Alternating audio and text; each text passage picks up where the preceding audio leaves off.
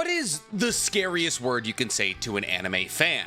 Death? Plot armor, cancellation, hiatus? Well, any of these words, when used in the right context, can scare the life out of any reasonable anime fan. The last thing that we want to see is the death of one of our favorite characters, or our favorite manga going on indefinite hiatus, or our favorite anime being cancelled. Now, fortunately, all of these events are relatively rare, unless your two favorite mangas are JJK and Hunter x Hunter, then you live in hell. But the scariest thing about any of these three possibilities is that they can happen at any time to any manga or anime. Chainsaw Man, which did incredible in America, did very poorly in Japan after the first couple of weeks. And thus, even though it was widely beloved internationally, we don't know if we're gonna get a season 2. JJK in its early chapters appears as though nobody is ever gonna die. However, once you get to the Shibuya incident, that changes rather quickly. And Black Clover has been the pinnacle of consistency for the last 7 years, with an anime that ripped through the manga's content so fast that they caught the manga and had to take a couple of year break, which they're still currently on. But the manga's been even more consistent than the anime, being released every single week for 367 weeks. However, that consistency has begun to waver, and maybe for the last ever time. See, Black Clover is currently in the weirdest situation it's ever been in. See, whether or not you keep up with Black Clover on a weekly basis, you'll have probably heard that Black Clover is in its final arc. Just like with JJK and MHA, it's a really wild time in manga history. But because Black Clover is in its final arc, a lot of things are happening very quickly. People are getting power-ups seemingly out of nowhere. Good guys are becoming bad guys and then returning to being good guys again. Asta goes to a different country, trains for a couple of days, gets way more powerful, and now he's got a bunch of really cool new moves. Though a lot of people aren't happy with these new moves. On top of this, in true Black Clover fashion, there's been a fair amount of death baiting. And with all of these things combined, sentiments over the ending of the Black Clover manga have begun to come to a boil. And unfortunately, with the release of chapter 367, the water's begun to boil over. And not just for fans, but maybe for Shonen Jump. See, there's been a fair amount of controversial chapters throughout the duration of Black Clover's run, where characters were gravely injured, and it appeared as though these characters were finally gonna kick the bucket. However, with a heaping amount of plot armor and a sprinkle of Mimosa's flower magic, all of these characters were brought back to life, healthier than the day they were born. And this has always kind of been Yuki Tabata's style. No one important dies in Black Clover. In fact, pretty much no one, period, dies in Black Clover. Even the bad guys get purified and go on to live in the universe. Look at Leet. The only people who die in the Black Clover universe are devils, and even they tend to stick around longer than necessary. And while I personally have no issue with this, I mean, having characters die is cool occasionally, but having them all survive is also pretty cool. Yuki Tabata might have death baited for the last time. Yes, that's right. Black Clover might be gone. But before we dive into all things Black Clover news, guys, please, for me, like this video, subscribe to the page, and hit that noti bell. And if you like the idea of me breaking down anime news for you, then you're gonna love my podcast, Otaku's Anonymous, where me and Danny Mata break down everything that happened in anime this week. It's available on YouTube, Spotify, and Apple Podcasts. So, like it or hate it, Black Clover is making its way towards its finale. However, the reality of Black Clover making its way towards its finale is starting to look iffy. See, not only was chapter 367 critically panned by pretty much all of the fans of Black Clover, but it might have been a final straw for Shonen Jump. But in order to fully understand the situation and why Shonen Jump and the fans are angry at Black Clover, let's quickly go over what's happened in the manga recently, as having a better understanding of what's going on lore-wise in the Black Clover manga currently is gonna allow you to build a better opinion on whether or not you believe that Black Clover should be dropped from Shonen Jump, which, by the way, are the consequences we're talking about today. So, like I've already said, Black Clover is now currently in its final arc. A full-out battle between every magical knight in basically the entire world versus Astaroth. However, because Astaroth has things like soul magic and light magic, he's basically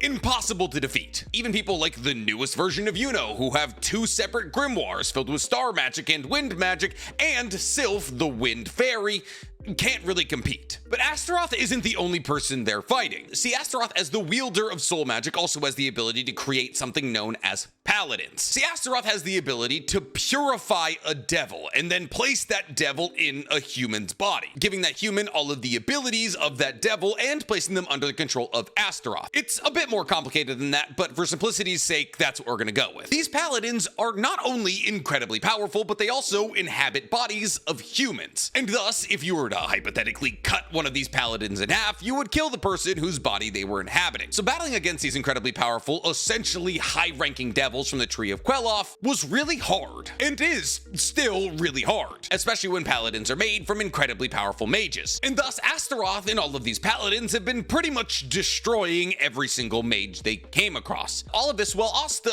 is not in country. See, Asta at the beginning of the final arc rushes towards Astaroth and tries to cut him down. However, Astaroth, after pretty soundly defeating him, teleports him away. Well, it wasn't actually Astaroth, it was one of Astaroth's paladins, who Astaroth placed spatial magic in so they could use it. As to whether or not this paladin willfully teleporting Asta to the Land of Sun, where he'd be able to train with people who were massively powerful than any of the mages from the Clover Kingdom or any of the adjacent kingdoms, was intentional, we just don't know. There's a possibility when you consider the identity of the paladin, which I'm not gonna disclose because it's a spoiler. And even though we are talking about the end of the manga here, I'm gonna try and tiptoe around spoilers. However, when Asta got to the Land of Sun, he realized that his Devil Union form was not as strong as he thought it was. As within the Land of Sun, there's a group of people known as the Ryuzen 7. 7 of the strongest mages in the Land of Sun who are all way stronger than Asta in his Devil Union form. Now, the people who live in the Land of Sun, or Hino country, use magic in the same way that people from the Clover Kingdom, or the Spade Kingdom, or the Heart Kingdom, or the Diamond Kingdom use magic. However, instead of calling it magic, because it is very clearly Japan, they call it Yojutsu. And instead of having a grimoire, they have scrolls. However, because this is the place that Yami came from, they're all also able of reading and using ki. Because as you remember, Yami is the person who taught Asta how to read ki. As without reading ki, Asta, who has no magic, has no ability to track those around him because other people are able to use their magic to track magic. Now, ki and mana both exist in a human body. They're different entities. However, they can, in a big way, influence each other. See, by manipulating your ki, one can actually increase their magical power. As by manipulating your ki and channeling it into wherever you're firing your magic from, as you're firing your magic,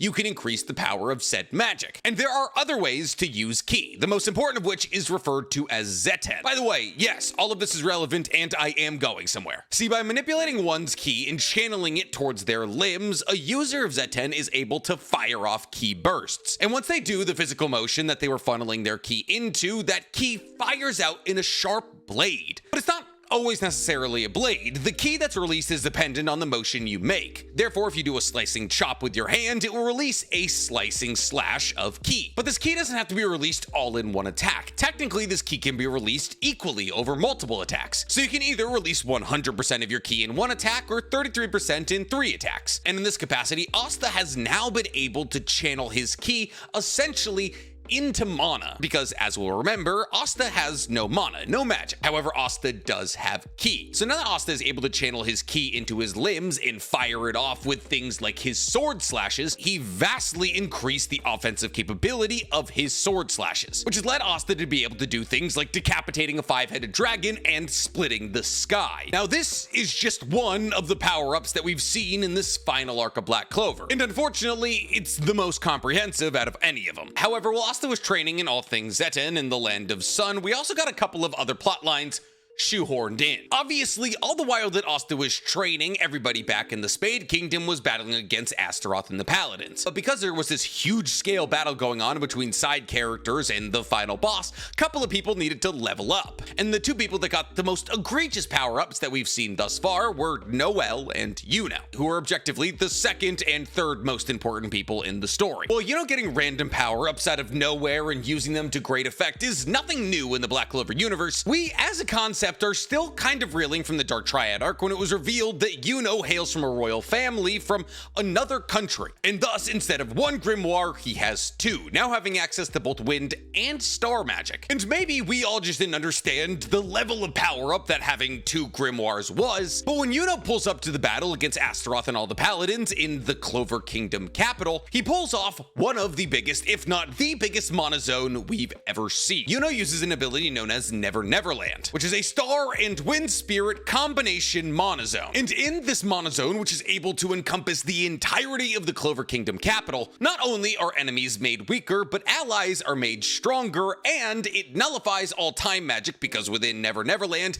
time doesn't move. Now, we've seen Yuno do some very impressive things in this manga, with his most impressive battles being his battles against Xenon. But the jump from his battles against Xenon to now being able to pull off mana zones that can cover the entire Black Clover Kingdom, and these mana mana zones are able to stop time was a bit large. However, this power-up wasn't nearly as egregious as Noelle's. Mind you, Noelle Tattoo, one of my favorite characters in anime. Her power-up is a little undeserved. In chapter 359 of the manga, Noelle is battling against somebody, let's say, kind of close to her. By the way, the paladins that Astaroth can create are not limited to mages that currently are alive. I'm gonna just throw that out. And this person that Noelle is battling against is absolutely mopping up the Silver Eagles, until Noelle very valiantly breaks onto the stage. See, we're served to a flashback where Noelle is broken up over the fact that she can no longer use Saint Stage magic, because Undine has gone back to Lolopeshka. However, Kahano finds Noelle by the ocean. Kahano is that mermaid from the underwater temple, the one who likes to dance, and is like, hey, the underwater temple is being tortured by a sea god, one that's been venerated by the underwater temple since antiquity. Basically, she's like, our version of God is terrorizing us. Can you come help us battle it? Because apparently when the world is close to being at end, this sea god Leviathan wants to rage and help the world be destroyed. However, in order to rage to his complete capacity, he needs a strong partner who's talented in water magic. So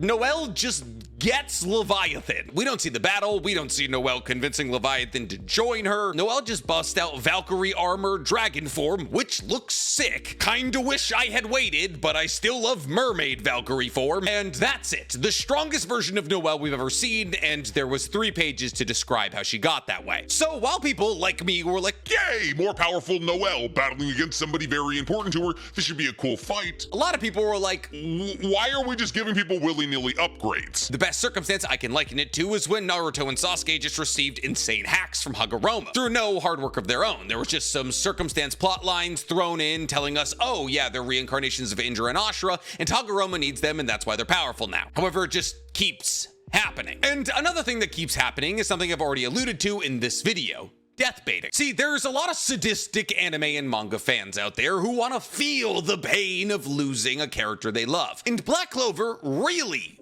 dances with this feeling. People like Ghosh, Yami, Noct, Real, basically everybody in the story at one point or another has tangoed with death. Even Asta himself has danced with death. After his battle with Astaroth, everyone believed that he was dead. But no one ever actually dies. Ghosh is saved by Gray, the captains are saved by Mimosa, and Asta is saved by a healer in the Land of the Sun. And here's the thing, as a fan base, we've been pretty collectively cool with either death baiting or insane power-ups, so long as only one happens per every couple of chapters. If it's been like 10 or so chapters of relatively standard stuff, and then you give Noelle a power-up out of nowhere, I'll be like, ha! That's funny, but I'll move on. But chapter 367 is unfortunately not really blowing over that easy with the fan base, because chapter 367 not only is a death bait, but also leads to one of the crazier power-ups we've ever seen. And that's why chapter 367 might be the nail in the coffin that is Black Clover. See, in chapter 367 of the manga, Asta comes onto the scene and cuts down the paladin that's been destroying the Black Bulls. And Asta is able to do this with relative ease because now that he's mastered Zetten, he's able to choose what he cuts with his anti-magic, which means that Asta, with mastery over his ki, is able to separate the soul of the human being from the devil that's been inserted inside of them. And thus Asta can cut down a paladin. In actuality, all that he's cutting down is the devil inside of them. That's important. Remember that. Asta is able to choose what he applies his anti-magic to, because of what he learned in the Land of Sun through ki manipulation and Zetten. But Asta coming onto the scene and cutting down a paladin isn't anything crazy. Spatial magic exists, and we've already seen him cut down a paladin before. The real craziness starts after Asta cuts down the paladin, because for the last 2 or 3 chapters in the manga, the Black Bulls have been getting dragged. They've been putting on an incredibly valiant fight, and the fight has been incredible to read. I really want to see it animated. However, this is the most banged up we've ever seen the Black Bulls. Everybody is drenched in blood. Multiple members are unconscious and their guts are strewn. Without medical aid, every single one of the Black Bulls is going to die. However, somebody is actively trying to make sure that the Black Bulls don't die, and that person is Sekirei. See, as we know, Sekirei has sealing magic, which she made even more powerful when she realized that she was able to seal somebody's wounds. However, being able to seal a wound doesn't heal somebody. Sekirei is simply able to stop the bleeding and the pain. However, apparently that was enough, because after Asta cuts down the paladin that was destroying the Black Bulls, the Witch Queen, who's also there, grabs up every single one of the Black Bulls and heals them.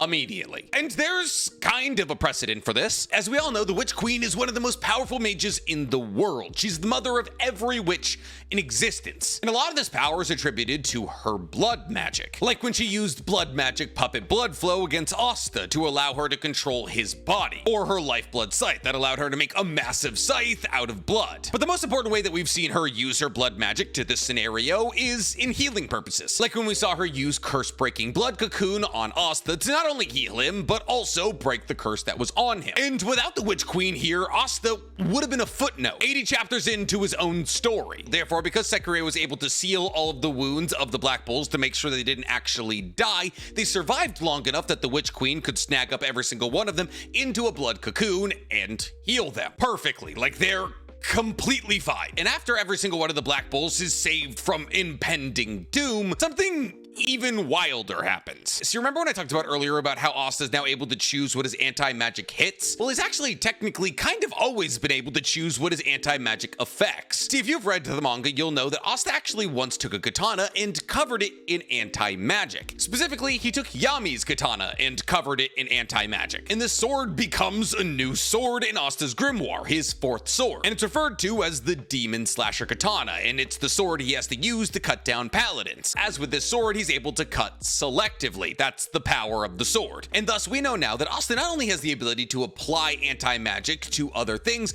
but also has the ability to choose what's affected by said anti-magic. And thus the Shogun of Hino Country gives Asta an idea. What if instead of applying anti-magic to something like a katana, you applied anti-magic to people? And once again, there's kind of a precedent for this. See, with Asta's Demon Dweller sword, he's not only able to fire projectile slashes of anti-magic, but he's also able to take other people's magic and add it to those slashes. This is because the Demon Dweller sword naturally absorbs a massive amount of mana. This is why only leaked prior to Asta could use it. However, since Asta has no mana, it can't drain any mana from him. That's why it's able to absorb other people's magic and fire it. So Asta, with the idea seated in his brain by the Shogun, realizes that giving his anti-magic to other people is kind of like the reverse of the Demon Dweller. Instead of taking other people's magic and applying it to his anti-magic, he takes his anti-magic and applies it to other people's magic. And thus, after every single one of the Black Bulls is revived, Asta then gives all of them anti-magic. And listen, while on a surface level, this seems like an absolutely insane and borderline asinine upgrade, there's actually kind of a precedence for it. Like we've already stated, Asta's able to coat things in anti-magic. He's able to choose what his anti-magic affects, and he's able to absorb other people's magic. So while the shock factor of, oh my god, Asta just gave the entirety of the Black Bull's anti-magic was a bit jarring at first, when you sit down and you actually think about it, it kind of makes sense. See, Asta is constantly coating himself in anti-magic. That's how Asta is able to duplicate mana zones. And by wrapping himself in anti-magic, he's able to nullify any incoming magic. He actually did this in chapter 366, the chapter before the chapter we're talking about right now. See, the Paladin that Asta was battling against tried to use atmosphere magic against Asta. However, because Asta now has the ability to wrap himself in anti-magic, the atmosphere magic is immediately repelled. Thus, if Asta knows how to wrap himself in anti-magic in a monozone type of way, apply anti-magic to other things, and choose what his anti-magic can affect, why wouldn't he be able to apply it to other mages? Also, the only thing that the other Black Bulls have received up to this point is a cosmetic change. Like, sure, are a lot of their magical abilities probably gonna change? Yeah, but their abilities will probably just be tinged with anti-magic. Therefore, any string magic that Vanessa uses will probably be able to bind somebody and suppress their magic, or something like that. Fireballs from magma, if they hit you, will suppress your magical output, and so on and so forth. It actually, as an upgrade, makes a fair amount of sense. And honestly, so does the Witch Queen saving everybody. Because it's not like the Witch Queen saves everybody to no consequence. The Witch Queen dies from saving everybody. She exhausts all of her magical power. And because she's dying from saving all of these Black Bulls from an incredibly mana-depletive move, she has to elect a new Witch Queen, which happens to be Dorothy Unsworth. So all in all, even though there were two relatively baffling things that happened in the same chapter, do I think this was a bad chapter? Do I think that Black Clover deserves to be dropped from Shonen Jump? No. I think genuinely, if you've been reading the same manga as I have, you'll see that this is actually one of the less egregious things that's happened. I just think the sheer shock value of seeing this many things happen in 13 pages caught a lot of people off guard. And these people are now going pretty hard at Tabata, the mangaka. And for a second, things looked really bad. Immediately after the release of this chapter in Japan and then America when it released in English, the entirety of the Black Clover fandom really got out their pitchforks. Once again, a sentiment that I don't ride with, but that's just what happened. And then two really scary things for people who want to see Black Clover finish anytime soon happened back to back. Well, kind of three things, actually. See, for a little while now, Tabata's been tweeting and doing press releases about the fact that there may be a hiatus for Black Clover sometime soon. Yuki Tabata, while he is healthy, which is rare amongst mangaka, is unfortunately dealing with health problems within his family, and thus he's been playing with the idea of an indefinite hiatus to Black Clover to deal with said health issues. And honestly, I think everybody can understand and appreciate that. If your family is not doing well,